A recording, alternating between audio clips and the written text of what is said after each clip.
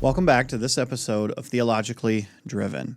We wanted to let you know that we're going to be taking a break for June. We'll start releasing our podcast in seasons, and the next season will start up after July 4th, hopefully July 10th, Lord willing. So we hope you enjoy June off, and we look forward to being back. But today we have the final episode of this season talking about intertextual links between John and Ecclesiastes. So I'm joined by Dr. Dunham. Dr. Dunham, thanks for being here. Yeah, thanks for the invitation. Good to be here. So this was a paper that you wrote in our most recent edition of the journal, which is available online at dbts.edu/journal for those who want to download that.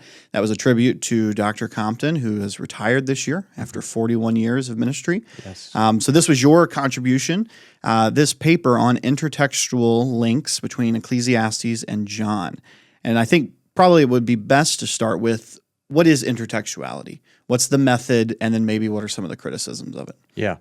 Well, that's in a way the million-dollar question, because this is a big field of study. So the origin of intertextuality, depending on how technical and you want to get into the background, really emerged probably in the middle of the 20th century out of French philosophical circles. And essentially what they were arguing is that texts have an organic connection to one another. Now, the original intent of intertextuality was to argue that authorial intent doesn't really matter, because every text is just fluid and it's connected to every other text.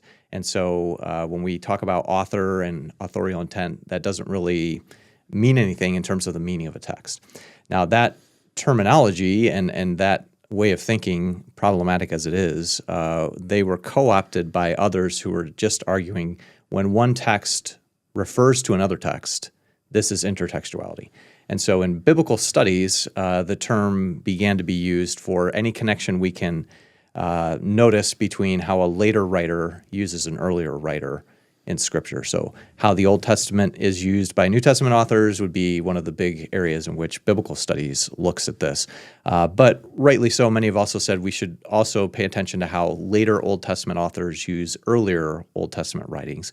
So in the context of Ecclesiastes, we could see literary influence both directions. So for instance, I think the writer of Ecclesiastes is using Genesis and Deuteronomy, for example, but also then Ecclesiastes is picked up by later authors. And so the one that I'm exploring in this particular paper is how the Apostle John in the Gospel of John picks up on some themes that I think he's evoking from Ecclesiastes. Yeah, and this would make sense too. There was, I believe it was the Story of God commentary in the Proverbs one. Yeah. He argued that Solomon in Proverbs makes connections to Deuteronomy. And Right. since same author, you would expect, he has read the Pentateuch. Right. So you would expect these things to come through in his writing, because it's informing how he views the world. Mm-hmm. Right. Yeah. So what are the different ways people can, we could quote, there's different ones, quote, echo, things like this. Yeah. What are the different methods that we're looking for? Yeah, so generally speaking, I would say most, and again, there's a wide variety, there's a lot that's been written on this, but most would identify three modes of allusion or allusive modes, and we would call these citation, that's where you're quoting something verbatim or directly, an allusion, where you're picking up similar terminology, structure, other things, and then an echo. The echo is the most elusive, and that's one in which there's sort of a whisper of an earlier text. It's a little bit hard to pinpoint precisely always that how exactly that comes through, but usually the idea is the later writer is so saturated in the writing of the earlier author that it just sort of permeates what he writes, and it influences him in ways that are less overt, more implicit. So those are the three elusive modes: citation, allusion, and echo, that are typically identified. Now, how those are defined, they're defined in different ways. So I have a section in the paper where I sort of define how I'm using these terms and what I see them as meaning. Yeah, and it's important that, because you mentioned the origin of intertextuality, that we do see these as authorial intent, Right. And it helps us to get behind the mind of the author. What's their thinking as they're writing the text? Right. So and authorial intention even is something of a slippery term. By that I mean how a writer encodes within his written document a message that he intends the reader to get. And Yeah. so I'm not necessarily trying to identify, everything that's going through his mind in a given moment when he's writing, but how is his message intended to communicate meaning to his intended audience? Yeah. And you wouldn't think then that the audience or the original audience of the text wouldn't necessarily have to be familiar with the kind of background text, if I could say it that way, that the author is alluding to. Right. Though in this case, they probably were. But Yeah, and I think within the elusive modes, there would be a hierarchy, so to speak, of how much recognition they would have. So in other words, if he's quoting directly, he's sort of assuming that they see that text being quoted as authoritative. For the illusion and the echo, it's more of the thing when you're steeped more and more in the source document, then you can see all these connections that maybe you didn't see if you weren't very well steeped in that source document. So in a way, this kind of grows. The more you read, the more you understand, the more you can make connections, the more you can see how subtly often authors are weaving in different themes in a very significant way, a very meaningful way, if you understand what they're trying to do. yeah, and even subconsciously, because we are shaped by everything we've learned up to that point of writing. So whether we mean for oftentimes students begin to echo their professors in just different ways they formulate ideas and things like that, because we've been shaped by everything that's come before that material. Yeah. So how do you see, so you mentioned the three, there's citation, allusion, and echo. How do you define each of those terms? Yeah, so in terms of a citation, it usually is formal or informal. If it's formal, it'll say something like, "it is written," and that's a more or less verbatim citation of an earlier text. Now, I say more or less verbatim because sometimes the author's going from memory, so some of the wording might be slightly different, but essentially it's a quotation from that earlier source. The allusion is using, again, the same words, structure, but not necessarily in the same sequence, so it's kind of a fainter trace, but it's still fairly overt. And then the echo is, as I say, sort of a whisper of an earlier text. So it's a little bit more subjective, and sometimes it takes more finesse to see how those connections can be made between the two. Yeah. So when Go ahead. All right, Go ahead. yeah. So when I'm thinking about Ecclesiastes, what I'm arguing in the paper is that there are at least 3 points in which the author is alluding to, Jesus in particular, is alluding back to Ecclesiastes. So I start by analyzing those. One has to do with the path of the wind when Jesus is talking to Nicodemus. Another has to do with the judgment of good and evil. And so I'm arguing that, and then the third is the epilogue, that there's a lot of similarity between the ending of Ecclesiastes and the ending of the Gospel of John. So that's the foundation. And from there, I'm proposing a new allusion that hasn't really been noticed, to my mind, in other places, and that's that Jesus' public ministry in the first half of the Gospel of John is an echo of some of the Proverbs in Ecclesiastes 7 in terms of its sequence. So Yeah.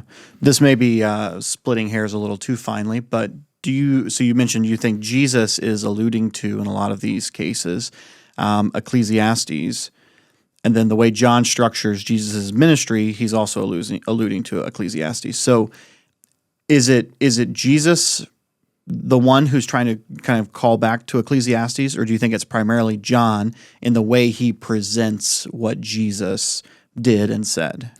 Yeah, that's a good question. I think there's maybe a little bit of both. I don't know. I would say, as I studied Jesus' teaching, I really, because I'm a wisdom guy, I just see a lot of Proverbs. I see a lot of the biblical wisdom influence in his teaching. So I think on the one hand, he's teaching as the ultimate sage because he's embodying all the wisdom of the Old Testament. And the New Testament tells us this.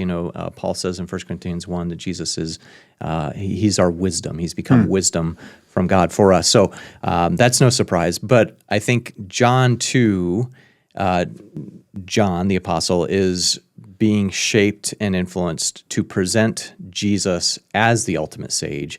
And so particularly here, I'm arguing that he's actually using unique Johannine material that evokes Ecclesiastes that's unique to his gospel. So that's sort of another argument that maybe this is a literary connection, is that the things connecting to Ecclesiastes are unique to John, not mentioned in the synoptic gospels. Right. So then what are some of the ways? How does John echo Ecclesiastes?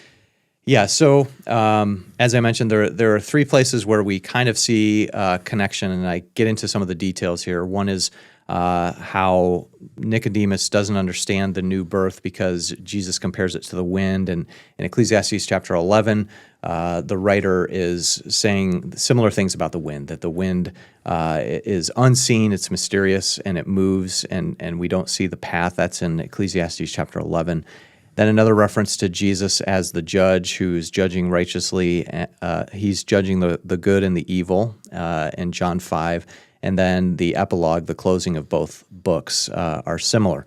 And then what I hone in on specifically in the paper is I argue that in Jesus' public ministry in the first half of the Gospel of John, so typically scholars will look at the Gospel of John and divide it into two parts. And so the terminology is a little bit different, but what I end up identifying it is the book of signs, the first half, and the book of glory in the second half.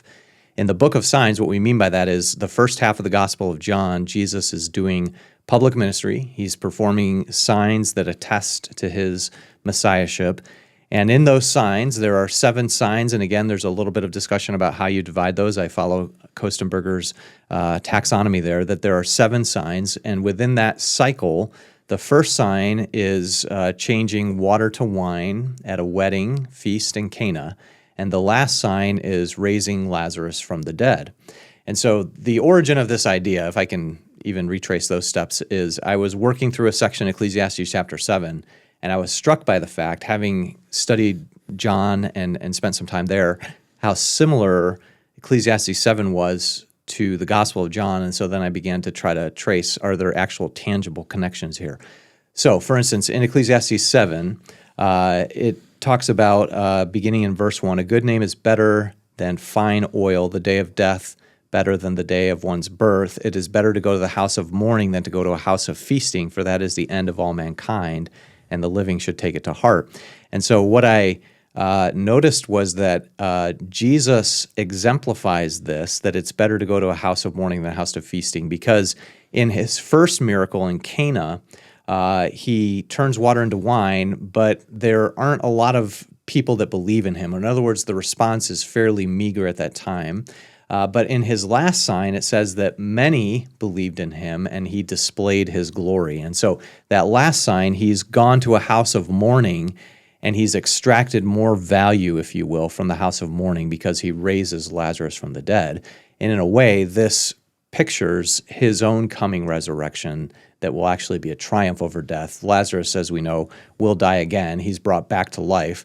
But Jesus will transform death through his own resurrection. And so what I argue is that in a way, in a subtle way, Jesus proves out this proverb. He proves that it's better to go to a house of mourning, but not in the way that we expect entirely, because what he ends up doing is showing that his victory over death in the case of Lazarus foretells his own victory, Jesus' own victory over death, which will mean the resurrection for all believers who trust in him. So it's the complete triumph over death that he achieves himself. Yeah. What about connections? Another type of connection you bring out is their use of epistemological terms in both books, and you had lots of charts, so I would encourage readers, if they want to go download the journal and look at it, but you had lots of uses of the different terms, and you showed connections that way. So what do you mean by that? Right, so this was another connecting point between Ecclesiastes and John, and by this I mean both are concerned about understanding how do we come to know the truth. So epistemology is a fancy term that essentially means how are we confident in the knowledge that we have? How do we know that we know the truth? And so I argue that in both books, there's a concern for showing that the truth comes through following the divinely given wisdom, that God gives wisdom. And in a way, we could say, for instance, in the Gospel of John, that a core verse for the Gospel is John 14:6, well known to many of us, where Jesus says, I am the way, the truth, and the life, and that the Gospel there is interweaving life, truth, and the way, the direction. And so particularly when it comes to the truth component there, John seems very concerned to show that it's through Jesus that we find truth. Truth is not a compendium of facts. Truth is a person, and it's the person of Christ.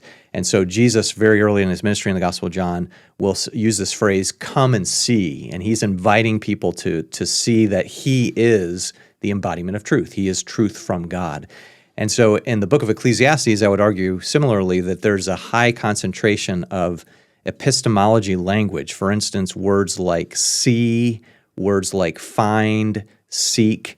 And so as you say, I have charts here that show that from the standpoint of percentage, he uses a very high concentration of epistemologically charged language that in both cases shows that they're on a quest to discover truth. In the case of the fourth gospel, Jesus is the truth. In the case of Ecclesiastes, he's discovered these things as the divinely ordained sage, and so he's giving us his conclusions about how to navigate life in a fallen world. Yeah, do you think that Ecclesiastes then kind of sets the stage for looking for this ultimate sage or this ultimate, truth revealer that John then picks up on, and that's the character of Jesus? I think so. I think partly because Ecclesiastes is somewhat unique in this. So I would call Ecclesiastes a contemplative wisdom discourse. That's my terminology for the genre. What I mean by that is he's thinking about the world around him, and he's gone on a discovery to try to understand it and then to tell us about it. And so what he's essentially saying is, join me on my journey as I'm trying to discover what is the advantage that humans can find in a fallen world. And I think his answer is ultimately we can't find an ultimate advantage that will cheat death and that'll transcend our limitations. But provisionally we can, through God's gifts, appropriate the things he's given us to find joy in a fallen world, and that in that sense, we can make the most of the things that God has given us. And maybe we'll tie this in as we go along in this discussion, but one of the things I've been thinking a lot about in terms of Ecclesiastes is I think there's a redemptive quality to joy that both books actually touch upon too. That is to say, there's something, and I don't even know how to articulate it yet, but soteriologically significant about finding joy that both books highlight that or foreground that as an aspect of salvation. It's maybe a little more obvious in John, but if you look at the upper room discourse, Jesus is essentially saying, you're sorrowful now, your hearts are troubled, but very soon you're going to have joy that transcends these momentary bouts of sadness, and no one can take your joy away from you. And he's essentially saying there that he's sharing his joy with them, which in a way is sharing his life with them. And so I see joy and life being intertwined, that if we're fully experiencing life, part and parcel of that is having joy, because that's part of what it means to be fully alive, is to rejoice. And in Ecclesiastes, it's a similar thing, that this is the best that we can do with what God has given us, and that is to find joy. And throughout the book, the urgency by which we pursue joy becomes more and more a point as we go through the book. He starts by saying there's nothing better, and he ends by saying you must do this. And he uses imperatives in chapter 9 to say, go and eat your bread with joy, so that there's a sense of urgency behind this imperative to go find joy with the things God's given you. Yeah, and Ecclesiastes also puts a heavy emphasis on life. So life is vanity, life under the sun. Do you think John is also picking up on that theme? It seems like eternal life is a big significant concept there. A life of joy, that type of thing. Do you see a connection with those? Yeah, I think so. I think so. The writer of Ecclesiastes, Solomon, is looking at life under the sun, and so he's trying to wrestle with how can we make the most of life in a fallen world where we're beset by the ravages of sin, by the frustrations that we experience. Right? He's sort of looking at the world not through a Genesis 1 and 2 lens so much as a Genesis 3 lens. And what I mean by that is he's thinking about the implications of the fall. So in thinking about the implications of the fall, he realizes that life is going to be frustrating and difficult, beset by tragedy and vexation and all those sorts of things. So how can we experience life in the midst of that? So his answer is we appropriate God's gifts, we find joy, all those sorts of things. And similarly in the Gospel of John, Jesus is concerned with how his disciples can experience fullness of life in a similar way. And again, getting back to that core text, John 14:6, he is the life, and so he has life in himself. You talked about that a little bit last week, and he gives life then to his disciples, and so he is the source of life, and life is in him. And so both, I think, are concerned with how do we navigate the pitfalls of a fallen world to really experience life as God intends us to experience it, even though we're beset by all these challenges. Yeah, that's helpful. So with these intertextual links, as we think about the connections between Ecclesiastes and John, how do you think these, for people who are studying their Bibles and they're reading through, how should this help us appreciate more and understand more deeply? Maybe I'm kind of asking, like, what's the so what kind of question? How does this help us, enrich our study of God and His Word? Well, I think it enhances our confidence in the divinely inspired nature of Scripture. So, on the one hand, mere humans couldn't come up with such a symmetry, such an interconnectedness, such an organic relationship among the books. And this is one of the unique things about the New Testament writers, is how much they essentially plug in what they're writing to that Old Testament context, and it just sort of flows organically out of it. And so what it does is it helps us to see that there's a beauty to the truth of Scripture, there's a symmetry to it, and so it is good, true, and beautiful. And as we study it more and more, we recognize these connections. So it gives us confidence that God has given us a book that's His revelation. So I think that's part of it. And then it just helps us to be more proficient in understanding God's plan of redemption, I think. If we can see how the pieces connect, versus if we're atomistic, meaning we just sort of grab a passage every morning, but we never really correlate them together, there's so much that we miss in terms of how God's bringing truth into a coherent, normative, unitive system. And as we understand that more, it enriches our study of everything else. So we can, read a passage in the New Testament and say, well, I can clearly see how this links back to Deuteronomy or Isaiah. And so this is all the unfolding plan of God, and that symmetry, it just assures us that God is at work in bringing the Scriptures to bear. Yeah, that's really helpful. What about for guys who might be preaching through either John or Ecclesiastes? How would you recommend? Should they be pointing to these, allusions, echoes? Should they be drawing in truths from the other books where they see connections? Maybe some words of wisdom there about how to draw out these connections in preaching. Yeah, that's a good question. I think, my short answer would be yes. And what I mean by that is I think it's helpful to understand that there are no biblical books that exist in a vacuum. So for instance, just to use wisdom as an example, for much of the 20th century, scholars who were working in the academy writing commentaries would say things like, the book of Proverbs is a very secular book. It's devoid of some of the Torah regulations about the cult and other things. And so they would try to almost isolate it out from the rest of the canon and say these are just practical secular tips about how to succeed and flourish in life. And I think there's been a reaction against that, rightly, because it's so much grounded in Deuteronomy, for instance, that it's hard to not see a connection back to the Torah. So in other words, when we put these together, it helps us to see that there's, again, an organic connection. So obviously, with anything, you can take it too far, but I think seeing some connection points between, say, Ecclesiastes and the law, or between Proverbs and the law, can be helpful in showing that this is grounded in God's intention for His people to live and to flourish. And so, again, it's not just a vacuum. I think it also is a guardrail against what I would see as suspicious and skeptical views, particularly of Ecclesiastes. A lot of commentaries, I think we've talked about this in other podcasts, but I would say probably at least 2/3 of the commentaries on Ecclesiastes tend to view the book in a very negative framework, whereas if we see it as connected to the Torah, it brings out those positive tones more so to the book, and I think that's an important interpretive move to make. Yeah, and you probably find this in your teaching too. I know I've found it when I've gotten opportunities to preach. As we learn more about the Bible and we think about it, some of those connections just naturally flow out as you're trying to explain. And I think it can help people make connections to other parts of the Bible to really see it as a unified whole, and help deepen their understanding of the Scriptures and the connections that are being formed there. So, yeah, I would agree. Yeah, that's helpful. Well, thank you, Dr. Dunham, for coming on the podcast and for talking about intertextual connections between John and Ecclesiastes. And thank you for listening to Theologically Driven. We're a podcast of Detroit Baptist Theological Seminary. If you'd like to learn more about our seminary, you can go to dbts.edu.